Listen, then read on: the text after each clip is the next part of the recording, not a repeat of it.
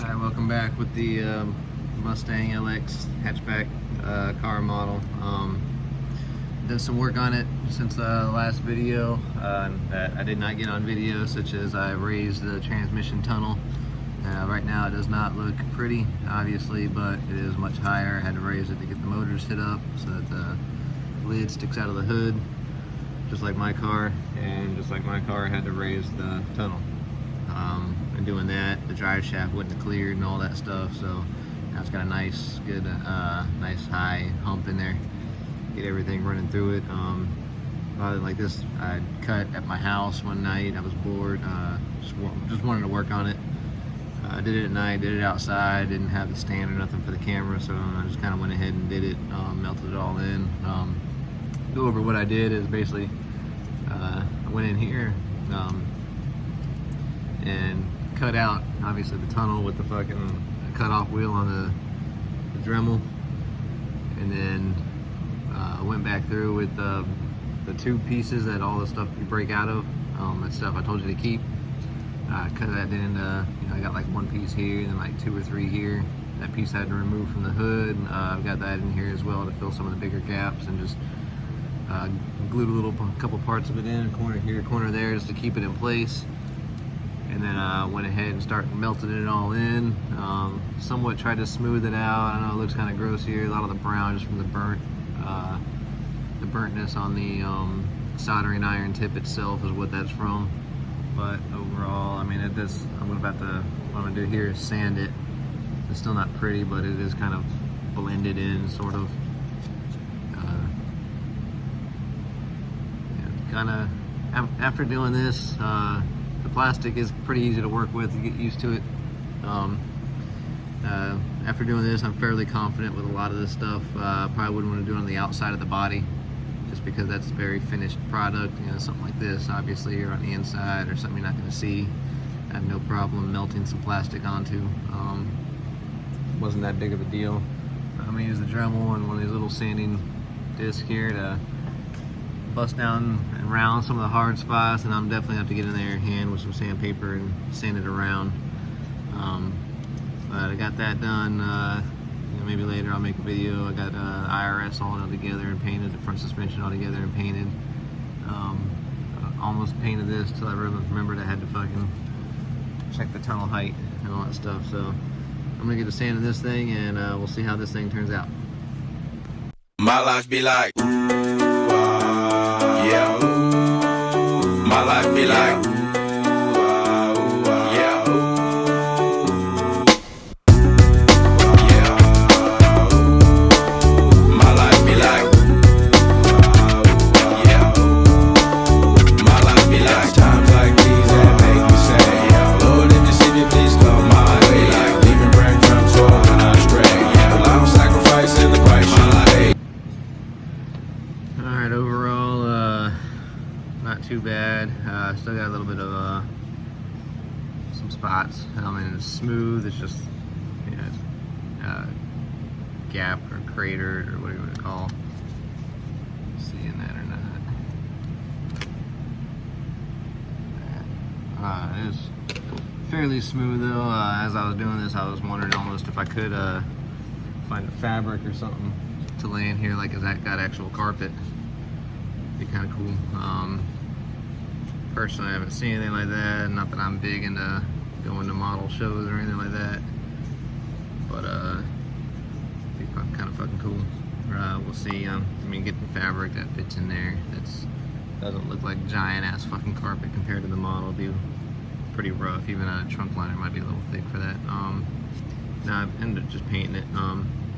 Even the bottom side is about the same. From there it probably looks really fucking good. It's definitely got some spots still. Could use some sanding if I give a shit about winning some kind of award, but I'm gonna sit on the shelf looking like the fucking car. You probably ain't gonna see a lot of that stuff as it is. Depending on the paint in here, I mean, I might sand some of these top ridges down a little bit more. Underneath, I mean, the drive shaft, the transmission is going to cover all that shit up along with paint. Any blemishes in here, you're really not going to see. It's smooth. You're halfway up from where I cut the original fucking tunnel off at. So So everything that's kind of gross is really on the top side. It's hard to get to in there. I'm sure if you have like files and other kinds of random shit, you could probably get in there a lot better. But like I said, I'm not planning on winning any awards with this thing. It's gonna look fucking cool. It's gonna look like the car. Sit on the shelf.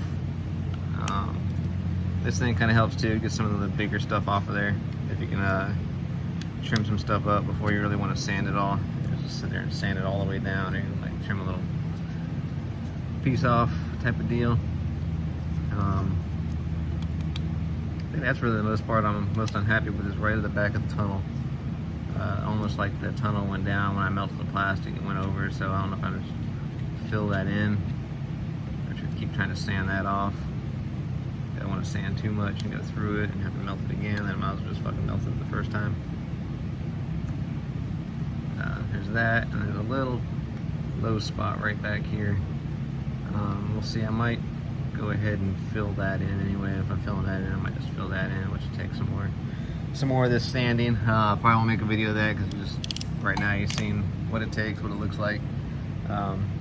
Started off with a little small one. I figured the small one would be better. I still couldn't get all the way in here like I wanted to because it touches both sides. But I was able to get most of it in there with that. I ended up switching over to this guy, the small grinding stone. I was able to get into some of the much tighter spots, a lot of the corners with it. If you use the tip, so if you use the side, it kind of like, it roughs it up, you know, like sandpaper does. If you use the tip, it kind of like helps smooth it out as it swirls it. So you can, not only can you get in the corners, but you can really smooth it as well. Save some of the hand sanding. So I was able to get a lot of the corners and crevices with that thing. And I was using 320. Probably could have went a little bit coarser, maybe like some 220, something like that. But it's plastic, it does sand relatively easy. Same concept, you go coarser, it goes faster. Sometimes you don't want to go too fast, that's why I grabbed 320. We have 320 sitting back there, easily accessible. It's not really rough on your hands, but it is rough enough to sand on that shit. So I definitely need to fill that side in. So, probably do that off camera anyway. Just because you've seen the process, at least the sanding part. Maybe I'll do the filling part. Do a little quick video of that, what it looks like, what I did. I don't know if there's techniques or not. I really just put it on there and fucking melt it and smooth it out. So that's that raised tunnel, car model, box body, LSA swap, IRS. Working on the wide body. I ordered some buddy and shit via this weekend. Hopefully that'll start on that. Hopefully that works out okay.